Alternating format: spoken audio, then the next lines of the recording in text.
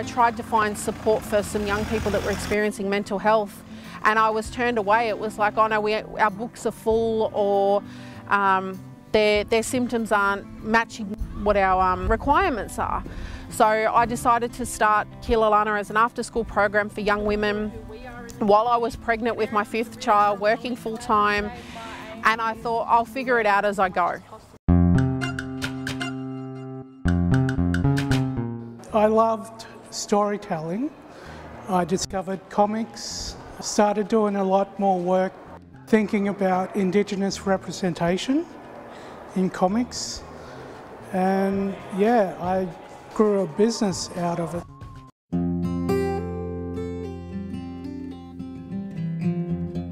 Our program is mentoring young Aboriginal women and supporting the futures of each young girl and strengthening their cultural identity, giving them a sense of community and their peer support as well.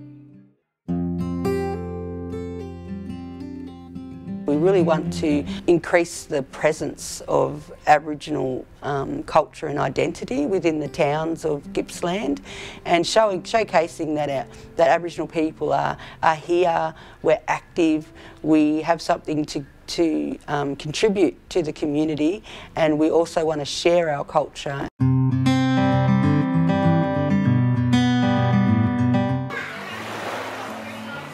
Teenage or pre-teen, that age group is where you see a lot of disengagement from, say, culture and school and even sport and things like that.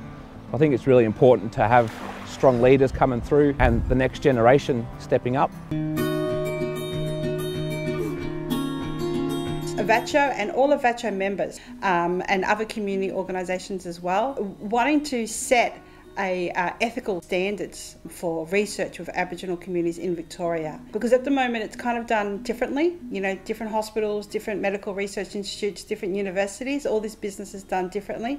So to set standards of what does ethical research in Aboriginal communities look like, but privileging the voice of Aboriginal communities in this discussion.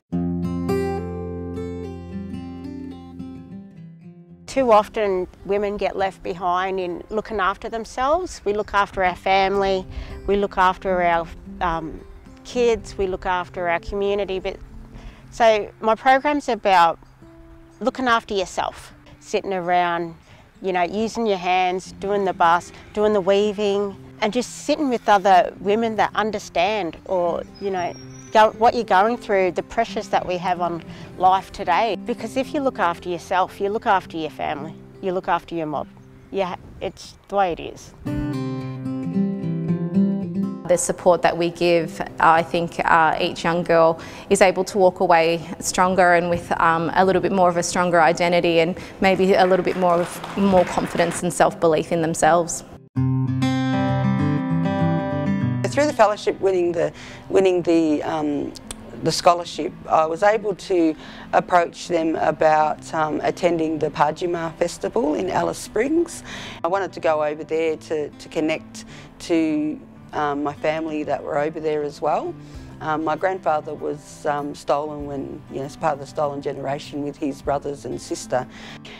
So the connection to that part of my family and my clan in Alice Springs, we've always wanted to connect more, and that was one of my grandfather's dreams, was to, you know, take us back over there and connect with country and our family. So this allowed me to explore and really delve myself into the stories and the arts, the storytelling, a different element to what art I do now. Pretty rapt that I was awarded the fellowship, and that kind of reinforced that leadership in me, like that confidence in myself to take those next steps. And one of them was the Leadership Great South Coast program as well. I think getting the fellowship before that gave me that confidence. It was such a great feeling to be acknowledged.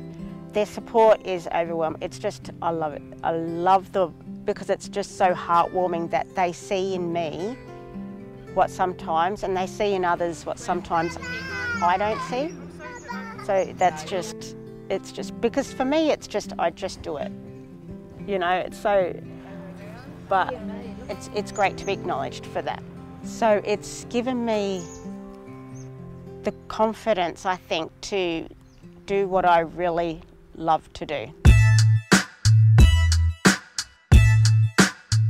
It's always comforting to know that people are not only watching what you do, but they're willing to back your passion.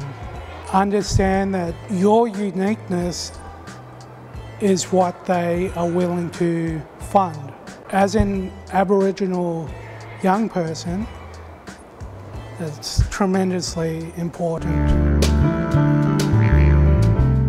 Through the fellowship, I made films, I started a mobile app, I presented at maybe 17 different organisations from the findings from my research. A lot of scary stuff.